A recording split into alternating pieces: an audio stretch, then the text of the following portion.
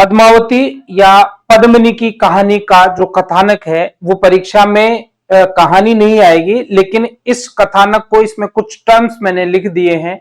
In terms को समझने के लिए जो परीक्षा में पूछे गए हैं उनको समझने के लिए संक्षिप्त सा इसका विवरण देख लेते हैं।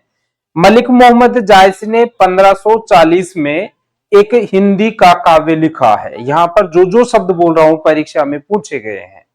मलिक मोहम्मद जायसी ने शेरशाह सूरी के समय में मलिक मोहम्मद जायसी थे, तो मलिक मोहम्मद जायसी ने 1540 के लगभग हिंदी के एक काव्य की रचना की। उसका नाम था पद्मावत। पद्मावत के में यह वर्णन मिलता है कि 13वीं सदी के अंत और 14वीं सदी के प्रारंभ में श्रीलंका में गंधर्व सेन नामक एक राजा था। उसकी पत्नी का नाम चंपावती था। दोनों राजा रानी के एक पुत्र और एक पुत्री था। पुत्र का नाम बादल था, पुत्री का नाम पद्मिनी था। पद्मिनी बहुत ही ज्यादा सुंदर थी और पद्मिनी के पास एक तोता था। तोते का नाम हीरामन था। हीरामन वहां से एक बार उड़कर किसी माध्यम से चित्तौड़ पहुंचता है। चित्तौड़ में राणा रतन सिंह की पत्नी नागमती ने उसे अपनी सुंदरता के बारे में प्रश्न पूछा, तो उसने अपनी जो राजकुमारी है पद्मावती उसके बारे में बताया। हीरामन नामक तोते के माध्यम से जब अद्वितीय सुंदरी पद्मावती के बारे में राणा रतन सिंह को पता चला, तो उनको प्राप्त करने की लालसा से वहां से एक योगी का वेश धारण करके श्रीलंका पहुंचते हैं। श्रीलंका में गंधर्व सेन के जो महल है उसके सामने वो एक योगी का वेश धारण करके बैठ जाते हैं ताकि वो रानी पद्मिनी को, राजकुमारी पद्मिनी को देख सकें। उसी समय बसंत पंचमी का दिन था। बसंत पंचमी के दिन राजकुमारी पद्मावती अपनी कुछ सहेलियों के साथ विश्वेश्वर की पूजा के लिए वहां आते हैं और वहां आने के बाद जैसे ही दृष्टि रतन सिंह पे पड़ती है वो उस पे मंत्र मुग्ध हो जाते हैं और मन ही मन उसको अपना पति मान लेते हैं। काफी दिन वहां रहने के बाद में एक दिन रतन सिंह वहां के राजा गंधर्व सेन के सैनिकों द्वारा पकड़े जाते हैं, लेकिन अंततः जब उनको पता चलता है कि ये कोई सामान्य मनुष्य नहीं है, रतन सिंह चित्तौड़ के राजकुमार हैं, राजा हैं, तो उनको वहां से मुक्त कर ससम्मान रानी जो पद्मावती है राजकुमारी, उनके साथ उसका शादी करके वापस घर आ जाते हैं।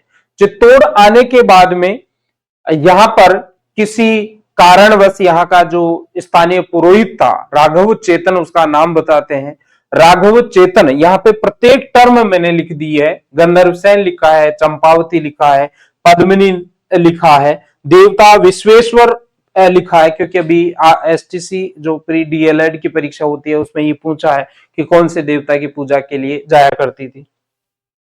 अब यहां देखिए नागमती आपके रतन सिंह की पहली पत्नी थी, मैंने यहाँ पे लिख दिया है। राघव चेतन का प्रकरण चल रहा है। राघव चेतन चित्तौड़ का एक तांत्रिक था और वो तंत्र मंत्र की कुछ क्रियाएं करता था। रतन सिंह को पता नहीं था। जब उसको पता चलता है तो उसको वहां से देश निकाला दे दिया जाता है।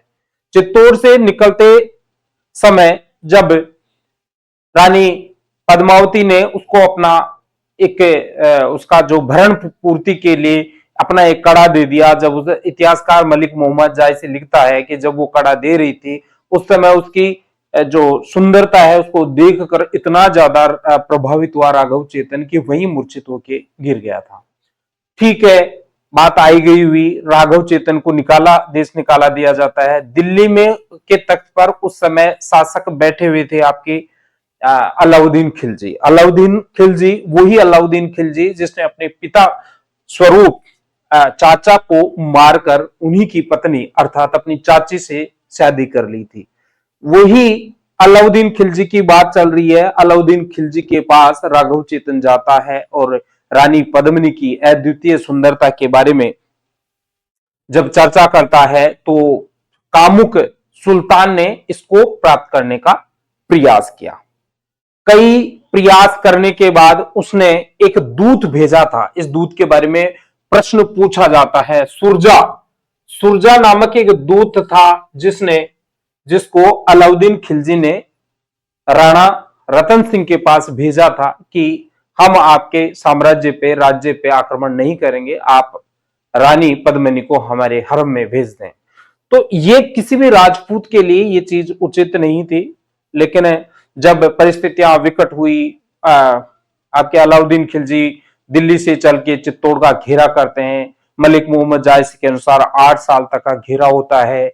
बाद में अलाउद्दीन खिलजी को जब विजय हासिल होती हुई नहीं दिखी तो उसने चाल खेली, उसने केवल आतिथ्य स्वीकार करने के हिसाब से महल में प्रवेश किया और अंतिम 7वें पोल के समय जब वो सियोप कर रहे थे राणा रतन सिंह, उस समय बंदी बनाया जाता है। बंदी बनाने के बाद में दिल्ली ले जाया जाता है। दिल्ली ले जाने के बाद में फिर यातनाएं दी जाती हैं और पद्मिनी के बदले, रतन सिंह के बदले पद्मिनी का सौदा किया जाता है।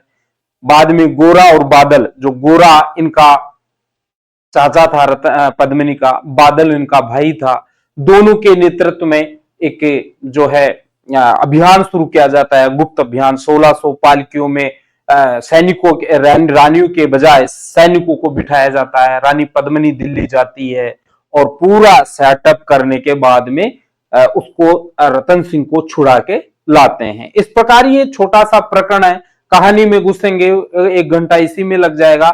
मेन रूप से इसके जो भी चरित्र हैं उनका आप ध्यान रखो, वर्ष ध्यान रखो और मलिक मोहम्मद जायसी ध्यान रखो, पुस्तक का नाम ध्यान रखो, पुस्तक की भाषा ध्यान रखो। बाकी इसमें ज्यादा कुछ घुसने की आवश्यकता नहीं है, क्योंकि परीक्षा में कहानियां नहीं पूछी जाती, परीक्षा में फैक्ट पूछे जाते हैं।